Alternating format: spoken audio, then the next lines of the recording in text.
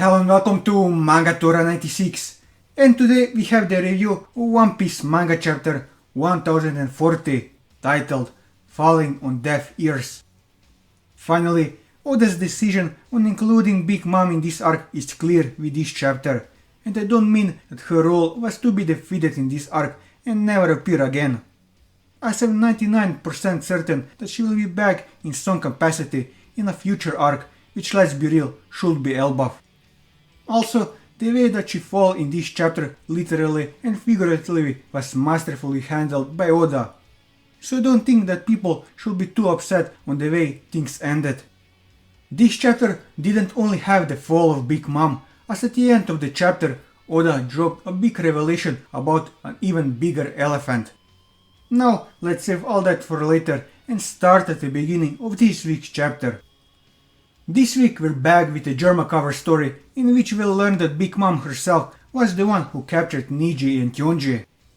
This cover page wasn't as exciting as the last one in terms of potential where the story could go from there, but it did give us an insight on how those two ended in this situation in the first place.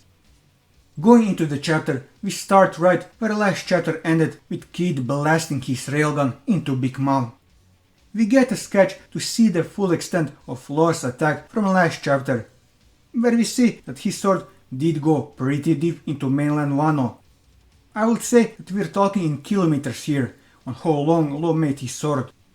We also see how wide he made the hole in Wano, as there were speculations in the past week that this hole could be used to place Onigashima in it, but going by this sketch, the hole isn't wide enough for something like that.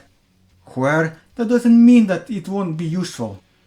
While Kid is unloading everything he has on Big Mom, she did manage to calm herself down a bit after the shock that she suffered in the last chapter, showing us once again how much of a tank she is, as not even those impressive attacks from Kid and especially Law aren't enough to take her down just yet. She manages to cling to the edges of the hole so she doesn't fall, and while Kid's attack is still ongoing, she has the time to activate her soul focus so she could get some fresh souls in order to counterattack. Her request to everyone around her is to choose if they will give her 50 years of their lifespan or will they choose to be her slaves. I'm sure if she asked this question 40 years ago, there would have been many M's who would have chosen to be the slaves of a beauty that she was back in the day. But that is not the case anymore, so everyone around, even the Kid and Heart Pirates, start having their lifespan sucked. However, there are two men who aren't scared of her in the least.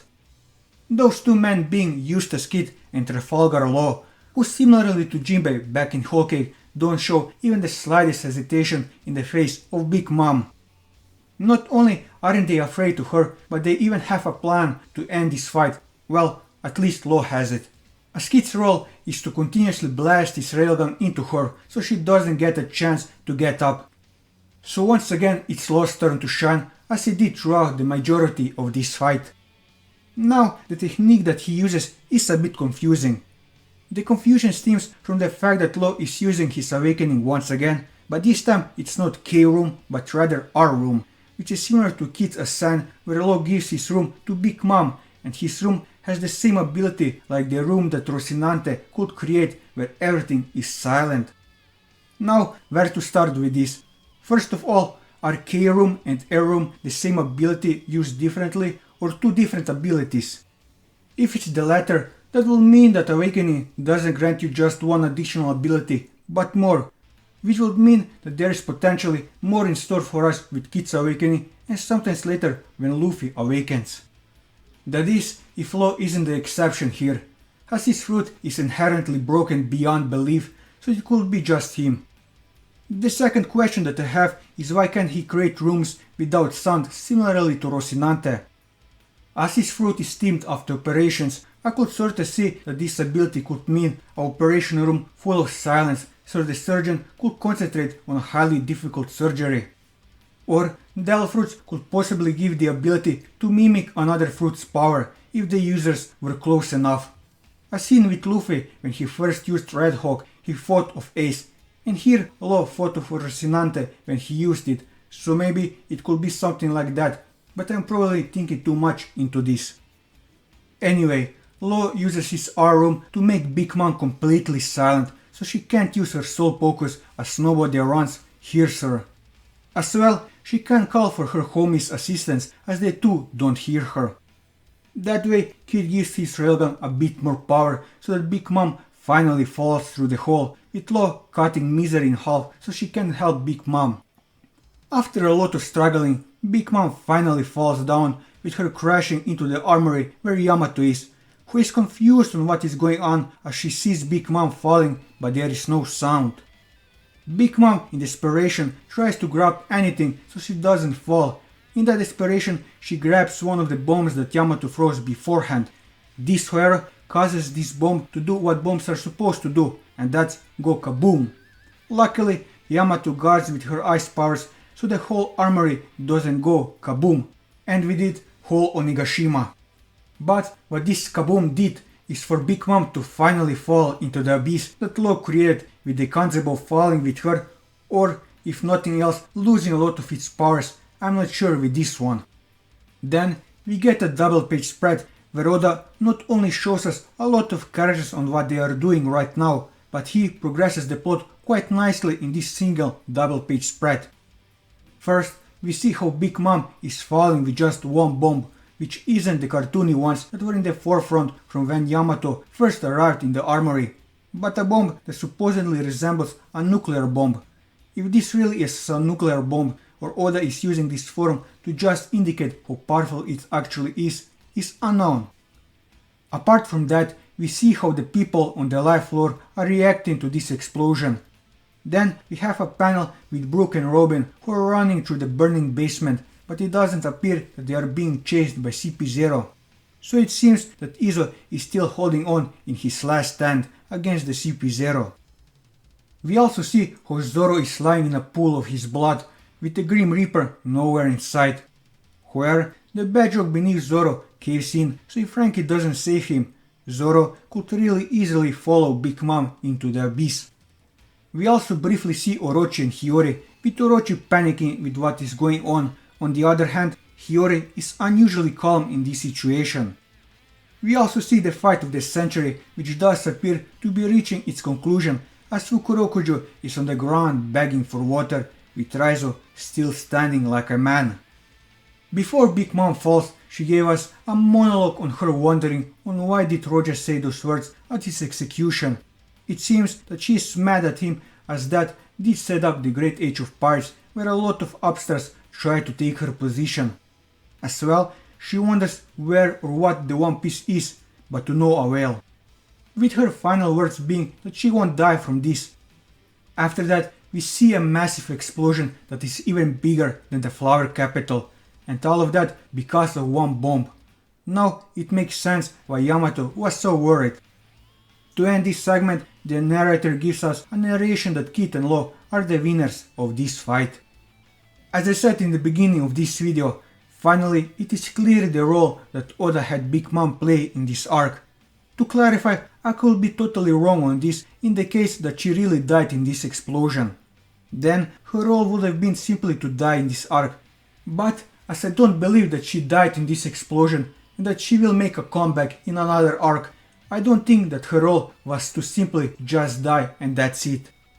So the real reason as to why Oda put Big Mom in this arc was simply so Kid and Law could have something to do and show off their powers.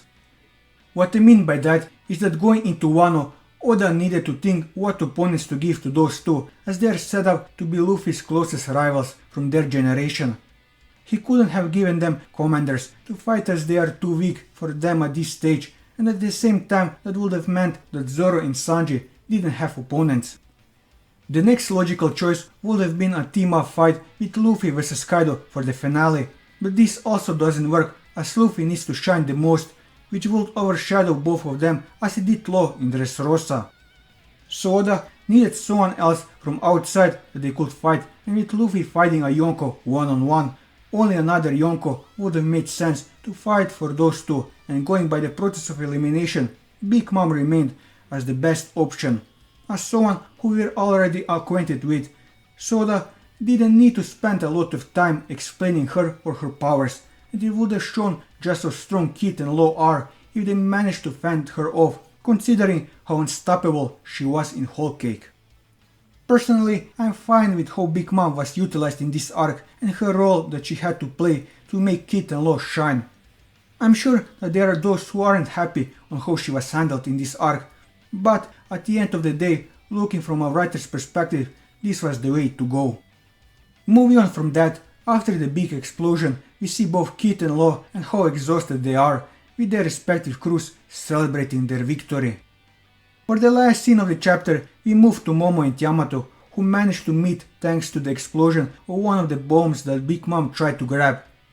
In their conversation, Momo tells Yamato of Zunesha's arrival, and in the final scene of this chapter, Momo reveals some interesting facts about Zunesha, and that it was Joy Boy's nakama 800 years ago, when it committed this crime that forced it to walk for 1,000 years.